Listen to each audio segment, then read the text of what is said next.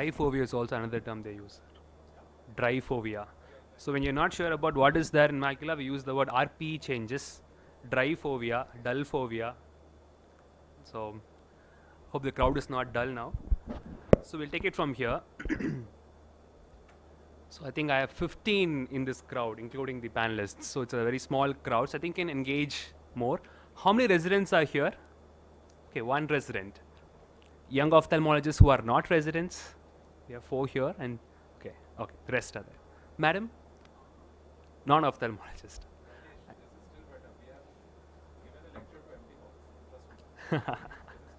Still good. No, this is better actually. Yeah. Okay, that's great. That's great. So I think I have the longest talk here, or the longest title, not the talk. It's called "No Research Means Oblivion?" Question mark. Options for young ophthalmologists who cannot publish. The first thing when I received this talk, I was wondering what does oblivion meant. Seriously, I didn't know what oblivion meant. That was a very different word. How many of you knew what oblivion means? Okay, great. So I have few people who was like me. So oblivion means extinction, right? Will you go extinct? It's like publish or perish.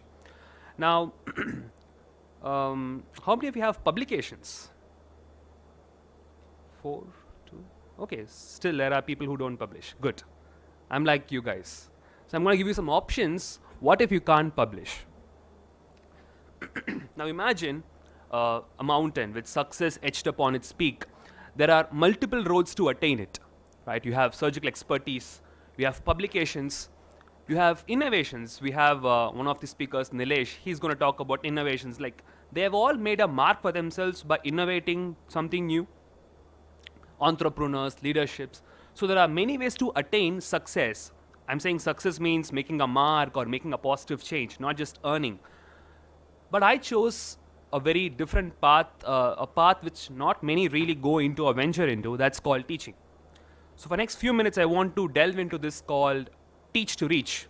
It has been my campaign till now, and I will try to make a convincing talk, I hope so, that by teaching the world, you can reach success. So before we begin any discussions, there are 3 questions which you have to ask. Why, how, and what? See, most of the teachers know what they are teaching. That's very obvious. But how many of those instructors really know how to teach? The technique behind teaching. But even more rarer are those teachers who really understand the purpose of why are we teaching in the first place. So why or the purpose? I'm going to give the young ophthalmologists out there 3 reasons why you should teach to reach success. First is carving a niche for yourself. So resident out there, yeah. So what do you mean by carving a niche? What do you think making a mark means? Is it important to you? Maybe, right. I think most of us who are here, if you're attending here, which means that you have a burning desire to success.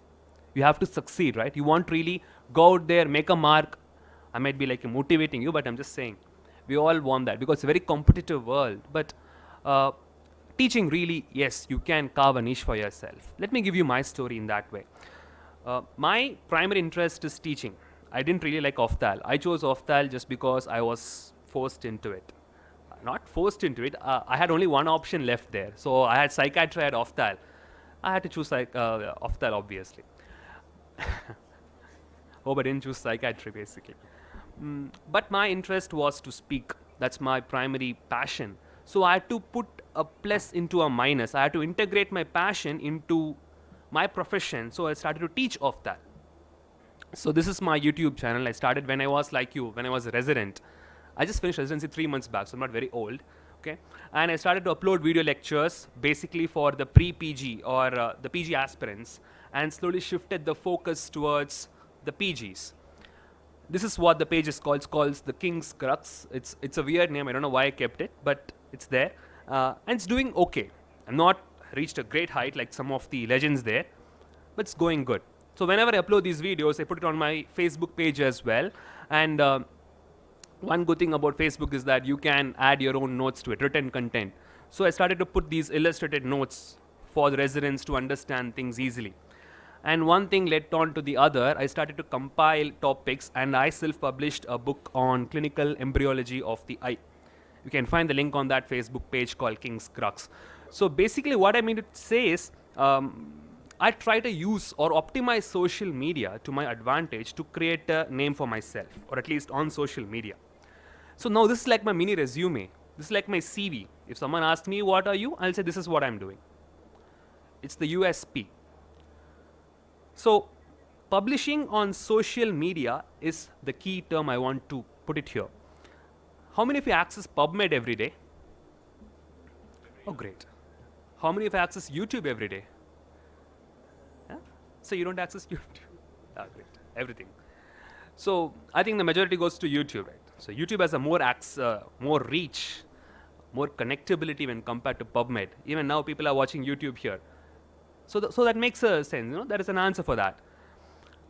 Now, carving a niche or making a mark might sound very philosophical, but let me give you a very practical reason why you should teach to reach success. You become a better learner. As Sir just mentioned, teaching is not just about giving something to others. You become a better learner. You become the master of that concept more than anyone else. I learned most of my ophthalmology by teaching others. Whatever I taught others, I remember till date. We learn more by teaching others. And this is what this guy told. Who is this person? Dr. Richard Feynman. I hope Sir knows. Sir, you know? No? Okay. He's a very interesting person. He's a theoretical physicist. He's a Nobel laureate, Dr. Richard Feynman. He's an eccentric guy. What he will do is he will ask his fellows, the physics, all those brainy guys, to go and teach complex physics concepts to kindergarten students. Go and teach those kids. So what they will do, they will rack their brains. They will, how am I going to teach those kids? But in that process, interestingly, they learn better. That is, by teaching a toddler, you learn concepts better. It's called the Feynman's technique. Right? How do I employ Feynman's technique? I teach these people. Who are they? They are my nursing students. They are the best persons to teach. I can't go and teach toddler, but if I teach them, they are getting benefited. I'm getting benefited. And I have to simplify a very complex concept to them. When I do that, I automatically enhance my communication skills to my patients also. It's a win-win. The last reason may not be the most exciting one, but I think the most important one is we create a better future. See, even after my time, the videos I've created, they will stay there published. It's an everlasting legacy I'm leaving on this world by publishing the content on social media. The same goes with publications on your PubMed also. But I feel by teaching the world on social media will leave an everlasting impact for generations to follow. So if not everyone, if each of us teach one, if not many, then we can create a better world to live. The world needs more teachers to put positivity in place. So I've given you 3 reasons why. The 3 types of young ophthalmologists or doctors. The ambitious ones, you can make a mark on this world. The academic ones like me, yes, you can master the concepts more than anyone else. And lastly, the rarer species, but the more important ones, the altruistic or service-minded, you can make a mark. You can create a change. So I end it here because we all have a very short attention span and we are running late of time. If you want to pursue this idea further, if you think this is an interesting idea, you can go to YouTube, you can type in Teach to Reach Success.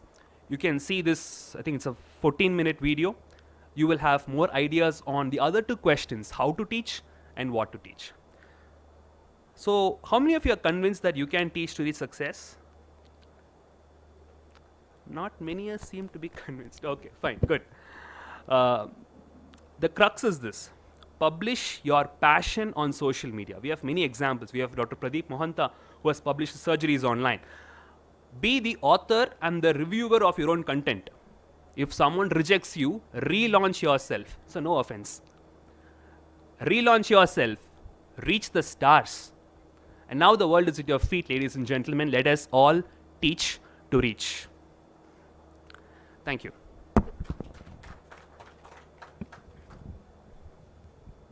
Thank you so much, Dr. Pranesh. Now, I would like to invite Dr. Aarti Subhash Heda, who's done her fellowship in cataract and refractive surgery from Narayana Netralaya. She's also done ICO fellowship in glaucoma and is the first surgeon in Ghana to use trifocal IOLs. Let's hear about her journey and what she has to say about making an impression in fellowship interviews.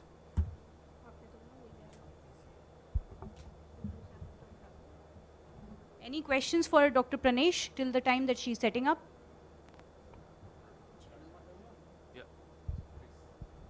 I was curious about with the social media. If you don't continually put stuff on social media, it's harder to find you. So, is there a little bit of a pressure to continue to put something on there, maybe monthly or weekly or something like that? Yeah, it's more than about the quantity per se. Of course, yes, publishing on a regular timings is important, but more importantly is the quality. I think the content what I published 3 years back are more popular than what I'm doing now. So that still shows that it doesn't have to be, you have to be on time. Maybe for the professional YouTubers who earn a lot, for them it's fine. They have to keep on putting the content.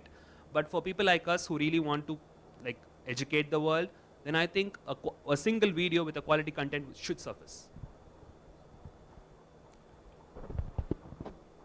So good afternoon. It's